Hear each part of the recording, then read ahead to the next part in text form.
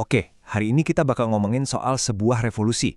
Sebuah peristiwa yang nggak cuma ngegulingin seorang kaisar, tapi juga benar-benar mengguncang fondasi politik dunia dan ngebentuk abad ke-20.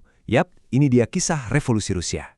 Soalnya gini, kekaisaran Rusia yang udah berkuasa selama 300 tahun itu nggak jatuh gitu aja. Dia itu didorong sampai ke tepi jurang, didorong oleh perang, kelaparan, dan kemarahan rakyat yang udah nggak bisa dibendung lagi. Yuk kita lihat gimana api revolusi ini mulai berkobar. Semuanya berawal dari runtuhnya rezim yang lama. Di puncak kekuasaan ada Tsar Nicholas II, pemimpin dari dinasti Romanov yang perkasa. Tapi, di bawah permukaan yang kelihatan tenang, fondasi kekaisarannya itu udah retak parah. Coba bayangin deh, sebuah bangunan yang fondasinya retak dari 4 sisi sekaligus. Dari segi politik, Tsar ini anti banget sama perubahan. Semua oposisi disikat abis. Secara ekonomi, rakyatnya kelaparan dan dieksploitasi. Terus secara sosial, jurang antara si kaya dan si miskin itu dalam banget. Dan yang jadi paku terakhir di peti matinya adalah Perang Dunia I. Kekalahan telak di medan perang benar-benar ngehancurin moral dan sumber daya, bikin rakyat udah sama sekali nggak percaya sama pemimpin mereka. Coba deh lihat seberapa cepat semuanya berantakan. Dalam waktu kurang dari seminggu, protes para wanita yang cuma nuntut roti berubah jadi pemberontakan nasional. Nah, titik baliknya itu pas tentara, pilar terakhir kekuasaan Tsar malah berbalik arah dan gabung sama rakyat.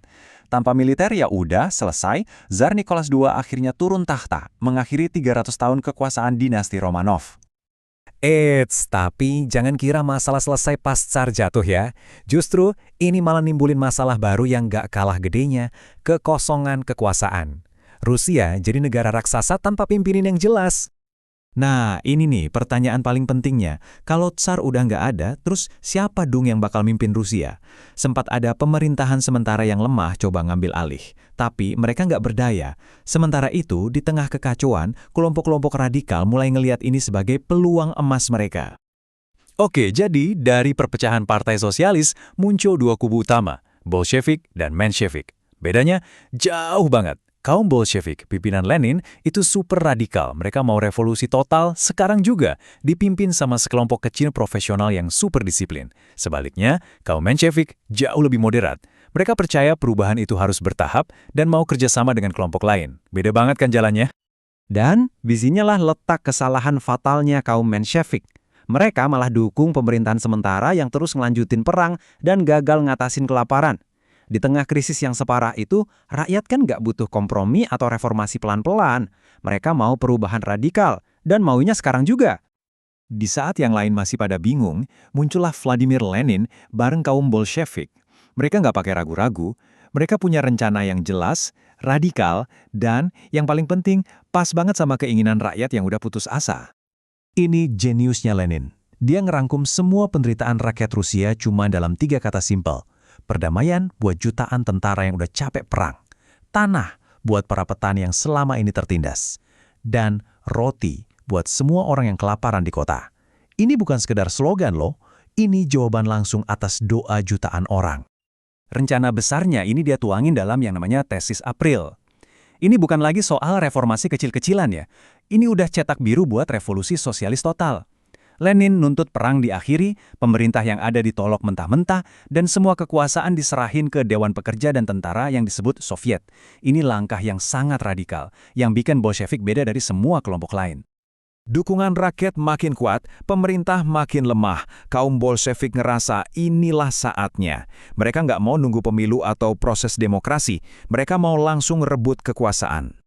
Dan kalau Lenin itu otak ideologisnya, nah, arsitek lapangannya itu Leon Trotsky. Sebagai ketua Soviet Petrograd, dialah orang yang ngerencanain dan ngatur pengambil alihan militer ini dengan sangat presisi. Jadi, di bawah komando Trotsky, kaum Bolshevik ngelakuin kudeta ini dengan presisi yang kayak operasi bedah. Mereka nggak langsung nyerbu istana. Strategi mereka lebih cerdik. Kuasai dulu urat nadi kota, jembatan, stasiun kereta, kantor pos. Dengan begitu, mereka bisa ngelumpuhin pemerintah bahkan sebelum pemerintahnya sadar apa yang lagi terjadi. Puncaknya adalah penyerbuan istana musim dingin, tempat pemerintahan sementara ngantor. Perlawanannya pun gak seberapa, dan istana berhasil direbut. Kudeta Oktober berhasil. Kaum Bolshevik resmi pegang kendali. Tapi, ya, ngerebut kekuasaan itu baru langkah pertama. Sekarang, kaum Bolshevik harus bisa mempertahankannya dan ngebangun negara baru dari puing-puing kekaisaran lama. Perjuangan sebenarnya baru aja dimulai.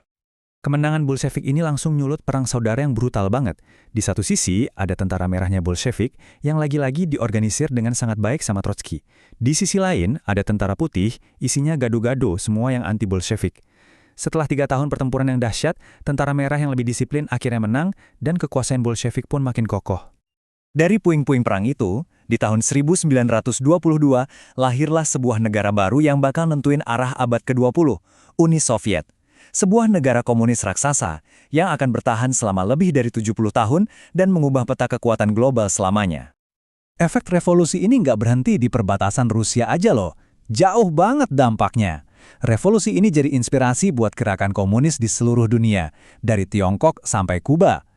Peristiwa ini juga yang secara langsung memicu Perang Dingin, konflik ideologis puluhan tahun antara blok timur komunis dan blok barat kapitalis.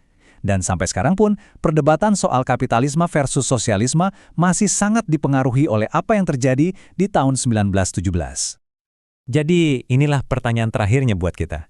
Revolusi ini mungkin kelihatannya udah jadi sejarah lama ya, tapi coba deh pikirin lagi. Ide-idenya soal ketidaksetaraan, kekuasaan rakyat, dan peran negara, itu semua masih bergema banget kan dalam politik kita hari ini? Pertanyaannya, gimana gema-gema dari masa lalu itu masih ngebentuk dunia yang kita tinggalin sekarang?